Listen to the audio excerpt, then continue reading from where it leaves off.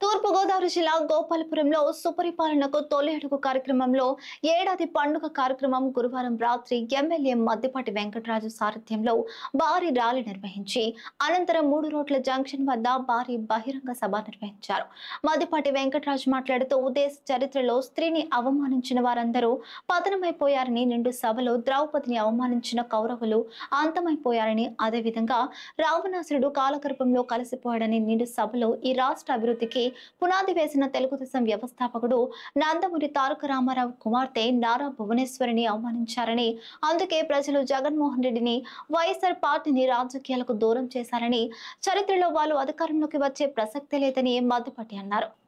అదేవిధంగా రాష్ట్ర అభివృద్ధిలో భాగంగా నారా లోకేష్ పేదవారికి ఉన్నత చదువులు అందించేందుకు కృషి చేస్తున్నారని, రాష్ట్రంలో ప్రాజెక్టులు లక్షల కోట్ల పెట్టుబడులను తీసుకువచ్చి అభివృద్ధి చేసే ఘనత అపర భగీరథుడు నారా చంద్రబాబు నాయుడుకు మాత్రమే ఉందని, తెలంగాణ రాష్ట్రంలో ఉన్న హైదరాబాద్ ను కూడా అభివృద్ధి చేసిన ఘనత చంద్రబాబు నాయుడుదని అన్నారు. చదువుకునే పిల్లలకు గత జగన్మోహన్ రెడ్డి ప్రభుత్వం అమ్మఒడి పథకం కింద ఒకరికి మాత్రమే వర్తింపజేస్తే, కూటమి ప్రభుత్వం ఇంటిలో ఎంతమంది పిల్లలు ఉంటే అంతమందికి తల్లికి వందనం వర్తింపజేసిన ఘనత మా ప్రభుత్వానిదేనని అన్నారు. వర్షాన్ని సైతం లెక్క చేయకుండా భారీ స్థాయిలో ప్రజలు హాజరయ్యారు. ఈ కార్యక్రమంలో మండల పార్టీ అధ్యక్షుడు కరుటూరి రాము, ఏఎంసీ చైర్మన్ బ్రహ్మరాజు, టీడీపీ అధ్యక్షుడు బోరెడ్డి వాసు, టీడీపీ నాయకులు రొంగల సత్యనారాయణ, ఆర్ఎండ్ఎం ఫౌండేషన్ మధు, తెలుగుదేశం నాయకులు, కార్యకర్తలు తదితరులు హాజరయ్యారు.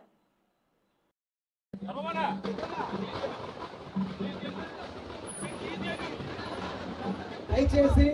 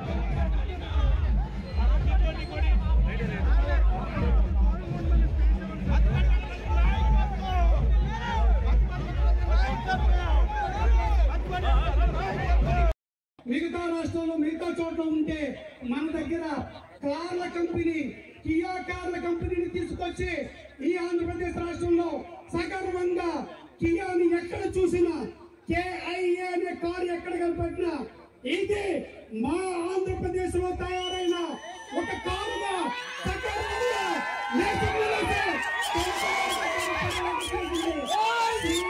చంద్రబాబు నాయుడు గారు. అదేవిధంగా పెట్టుబడులు ఆకర్షించడంలో కావచ్చు, ఉద్యోగాల కల్పనలో కావచ్చు, భవిష్యత్తు తరాలకి ఒక ఆంధ్ర రాష్ట్రంలో గొప్ప రాష్ట్రంగా తీర్చిదిద్దడంలో కావచ్చు, శ్రీ నారా చంద్రబాబు నాయుడు గారి పటిమ. ఇప్పటికీ ఈ 12 నెలల కాలంలో 10 లక్షల కోట్ల రూపాయల పెట్టుబడులు తీసుకొచ్చారంటే అది చంద్రబాబు నాయుడు గారి మీద ఉన్న నమ్మకం, అది ఆయన విశ్వసనీయత. ఆయనకి ఒక రాక్షసుడికి, ఒక నరగొప్ప రాక్షసుడికి పోలిక ఎక్కడ ఉంది?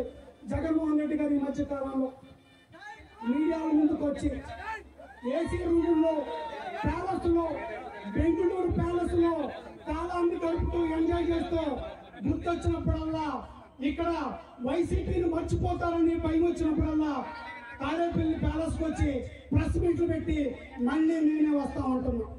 జగన్మోహన్ రెడ్డి గారు, చరిత్ర తెలుసా మీకు?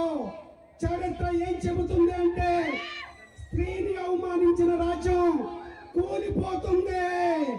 ఇది చరిత్ర చెప్పిన నిజం. నిండు సభలో ద్రౌపదికి అవమానం జరిగితే మహాకురుక్షేత్ర యుద్ధం జరిగి కౌరవ స్థానం నశించింది.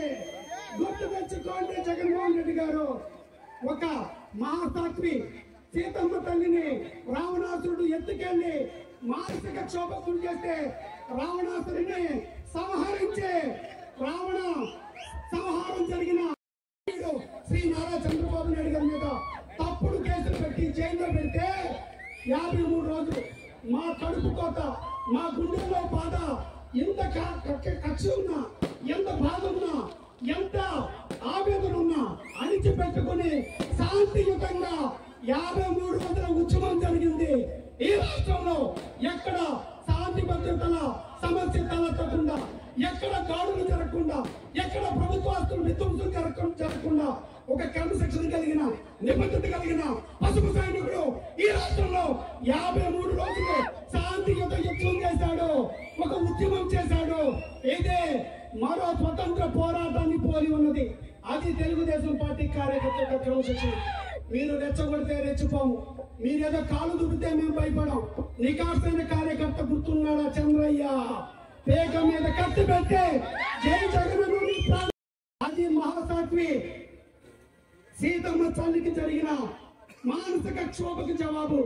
అదే విధంగా గౌరవ సభలో ఒక నాయకునికి, ప్రజలకి ప్రతినిధులుగా ఉన్న నాయకులు గౌరవ సభలో, నిండు సభలో మా తెలుగింటి ఆడపడుచు అన్ననందమూరి తారక రాముడు, విశ్వవిఖ్యాత నటుడు, అదేవిధంగా ఈ ఆంధ్రప్రదేశ్ రాష్ట్రంలో సంక్షేమానికి పునాది వేసిన మిత్రులు నాటిన మహనీయుడి యొక్క బిడ్డని నిండు సభలో అవమానించారు. చరిత్ర చూస్తూ ఊరుకోదు, సమాజం ఊరుకోలేదు.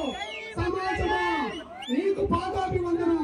ఎందుకంటే ఒక నిండు సభలో అన్నగారి కుమార్తెని తెలుగింటి ఆడపడుచుకు జరిగిన అవమానానికి మీరు జగన్మోహన్ రెడ్డి గారికి రాజకీయ శాశ్వత సమాధి కట్టారు. ఇది చరిత్ర, ఇది పురాణాలు చెబుతున్న చరిత్ర. చరిత్రను మార్చలేరు. నీ జీవితాంతం ఎన్ని యాగాలు చేసినా, ఎన్ని యజ్ఞాలు చేసినా, ఎంతమంది దేవుడిని మొక్కినా, నువ్వు నమ్మిన దేవుడిని మొక్కినా నీకు రాజ్యాధికారం అనేది